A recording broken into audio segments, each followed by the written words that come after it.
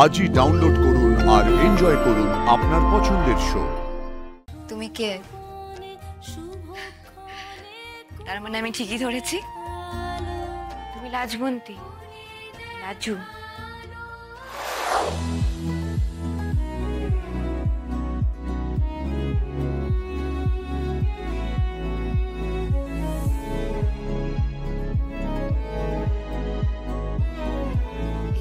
তবে সে রাতে আমার আসার কথা ছিল। ঠাকুর, লাজুকে এ পথ বলে তুমি কোন পথে নিয়ে ফেলেছিলে গো? ঠাকুর, তুমি দেখে নিও, আজ লাজু একখানা ইস্পার উস্পার করবে। ডিএম ম্যাডাম ঠিক বলেছেন, কেউ তোমার হয়ে রাস্তা খুঁজে দেবে না, নিজের পথ নিজেকে খুঁজতে হয়। লাজুও নিজেই নিজের হারিয়ে যাওয়া ঠিকানা খুঁজে নেবে। আজ তোমাকে আমি ছাড়বো না, তুমি দেখে নিও। তোমার বাড়ি গিয়ে তোমার বাড়ির লোকের সামনে শুধবো, আমাকে গড়ে তুলবে না তুলবে নে।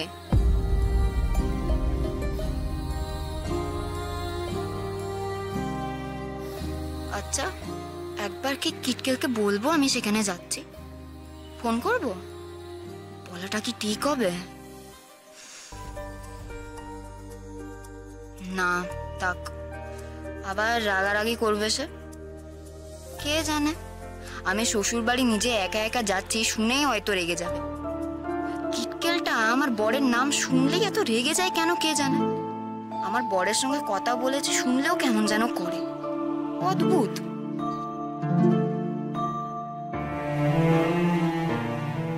ও দাদা, আর কতক্ষণ লাগবে গো? তা 10-15 মিনিট লাগবে। ওই এত রাস্তা তো আমরা যাই না, তুমি বেশি টাকা দেবে বললে তাই তো যাচ্ছি। আচ্ছা, তুমি ওখানে কাউকে চেনো? হ্যাঁ চিনি তো, আমার দাদার বন্ধু ওখানেই থাকে, ওখানে সে টোটো চালায়। টোটো চালায়? কি নাম গো? বলদেব। তা তুমি ওখানে কার বাড়ি যাচ্ছ? ওই বলদেব দাদাদের বাড়ির কাছেই এক জায়গায়। ও, তবে তুমি আমাকে ওই বলদেব দাদাদের বাড়িতেই নামিও, কেমন? সে কিন্তু বেশ খানিকটা যেতে হয় ষষ্ঠীতলা থেকে, আর 10 টাকা বেশি লাগবে। হ্যাঁ, দিয়ে দেবো দিয়ে দেবো। যাক বাবা, তবে তাদের বাড়ি আর আমাকে খুঁজতে হবে। আচ্ছা, কিটকেলকে বলি না, কি হয়েছে? অত বকেছে, না হয় আর খানিক বকবে। তাকে না বলে চলে গেলে আবার তার অভিমান হবে।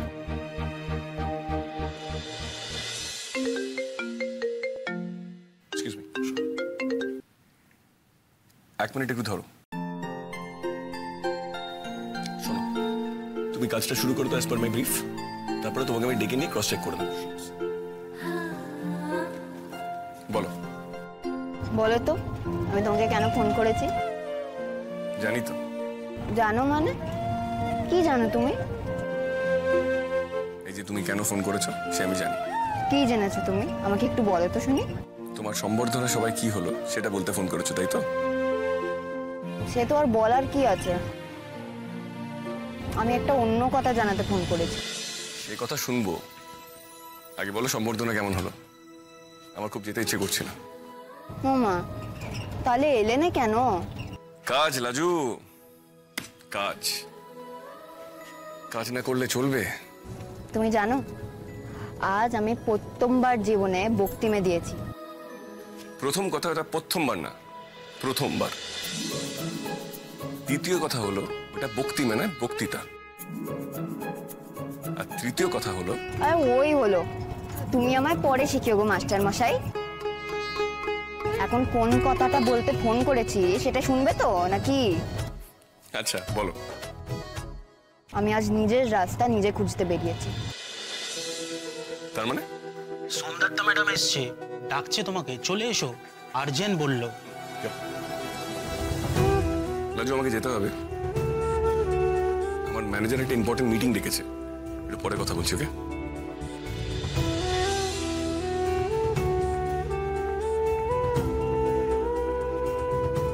এটা কি বলতে তাহলে ফোন করেছিল? না, মিটিংটার সাথে কল ব্যাক করতে হবে।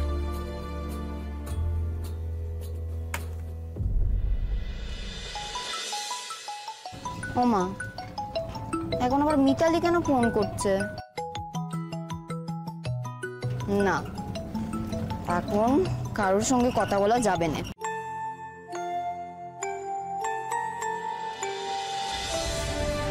হচ্ছে না দিদি, লাজু ফোন ধরছে না। এ তো অদ্ভুত মেয়ে, বেরোলো সেই গান শুরু হতে আর এখনো তার কোনো খবর নেই, আর ফোনটাও ধরছে না। এত ইরেসপন্সিবল হয় কি করে কেউ? ও জানে এখানে আমরা ওর জন্য অপেক্ষা করছি। ওকে বাড়ি পৌঁছে দেওয়াটা আমাদের দায়িত্ব, আমাদের কর্তব্য। তাছাড়া ওর বাড়িতেও তো আমাদের জবাবদিহি করতে হবে নাকি? আচ্ছা, ও বাড়ি চলে যায়নি তো? ওর বাড়িতে একটা ফোন করে দেখি। না না, কি বলছে? ও বাড়িতে গেলেও এখনো হয়তো বাড়ি পৌঁছায়নি। আর ওর বাবা মাকে যদি বলি মেয়ে আমাদের সঙ্গে নেই, কি অবস্থা হবে বুঝতে পারছেন? পুলিশে বলা দরকার দিদি, লাজুর ফোনটা তো বাজছে, ও ধরছে না মানে ওর কাছে ফোনটা নেই। ও তাহলে কোথায়?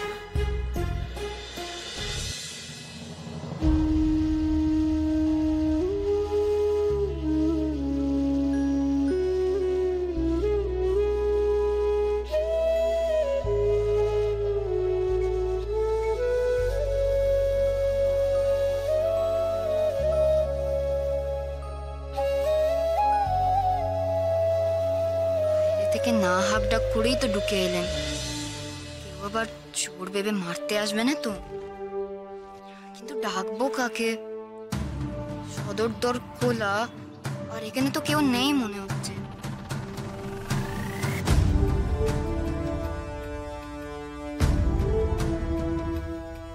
এইটাই তবে আমার শ্বশুর বাড়ি। বাহ, বেশ তো। ডাকাত না পড়লে, বিচ্ছিরিপানা কাণ্ড না হলে এখানেই এসে আমাকে উঠতে হতো।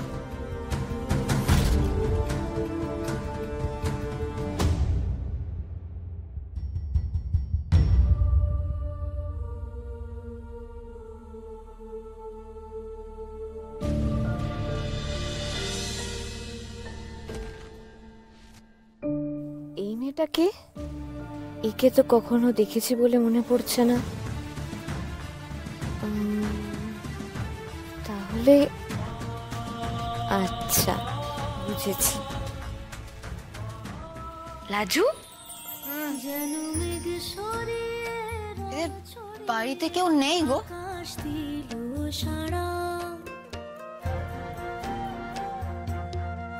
যেন পাতায় পাতায় গল্প গাথায় বাতাস বাঁধন হারা, মনের মনে ছায়া বনে নরম রোদের পালো।